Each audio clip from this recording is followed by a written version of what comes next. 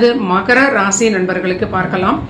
இவர்களுக்கு தொழில் ஸ்தானமாகிய 10ஆம் வீட்டில் இருக்கக்கூடிய சந்திரன் அற்புதமான தொழில் தொடர்பான முயற்சிகள் உங்களுக்கு வெற்றியாக மாறும்.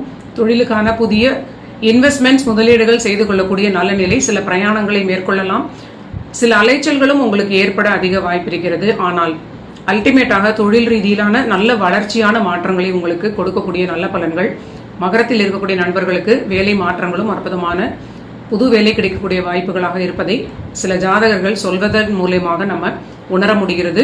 நம்பிக்கையோடு வேலை வேண்டும் அப்படின்னு நினைக்கக்கூடியவர்கள் பொறுமையாக வேலையை நீங்க தேடி அடையக்கூடிய நல்ல காலகட்டமாகவே இது இருக்கிறது. திருமணமான நிலையில் இருக்கிறவர்கள் ஓரளவிற்கு திருமண வாழ்வில் கண்டிப்பாக அனுசரித்து செல்வது நல்ல பலன்களை கொடுக்கும். பேச்சில் குடும்ப வாழ்வில் நிதானமாக இருக்க வேண்டும்.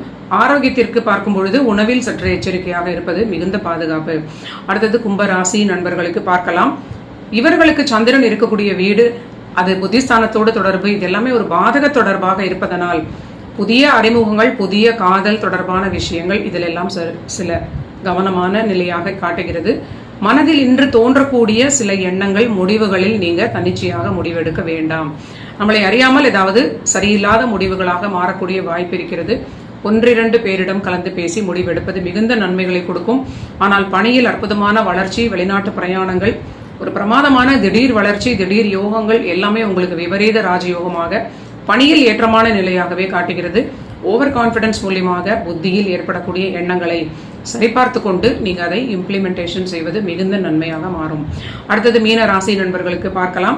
மீன ராசிக்கு இன்று முழுவதும், இன்று இரவு வரை சந்திராஷ்டமமாக இருக்கிறது. அநேகமாக நாளை காலை பார்க்கும்பொழுது உங்களுக்கு சந்திராஷ்டமம் முடிந்திருக்கக்கூடிய நிலையாக இருக்கும். சற்று பொறுமை, நிதானம் தேவை. முக்கியமாக குழந்தைகளுடைய போக்கில் சற்று கவனம் தேவை. அவர்களை சற்று கண்காணிக்க வேண்டும். தாயார் ஆரோக்கியம், தந்தையார் ஆரோக்கியம், உங்களுடைய ஆரோக்கியம், திருமண வாழ்வில் அனுசரித்து செல்வது, இது எல்லாமே மீனத்திற்கு மிகுந்த பாதுகாப்பான பலன்களாக இருக்கும். நன்றி நண்பர்களே. இதுதான் ஆகஸ்ட் மாதம் 2ஆம் தேதி 2025 சனிக்கிழமைக்கான தினப்பலன்கள். நீங்க எல்லோரும் என்னுடைய சேனலை சப்ஸ்கிரைப் பண்ணுங்க. ஜோதிடத்தில் ஆர்வம் உள்ள உங்க ஃபேமிலி, ஃப்ரெண்ட்ஸ் எல்லோருக்கும் ஷேர் பண்ணிட்டு தொடர்ந்து பாருங்க. மீண்டும் நாளைய பதிவில் சந்திக்கலாம்.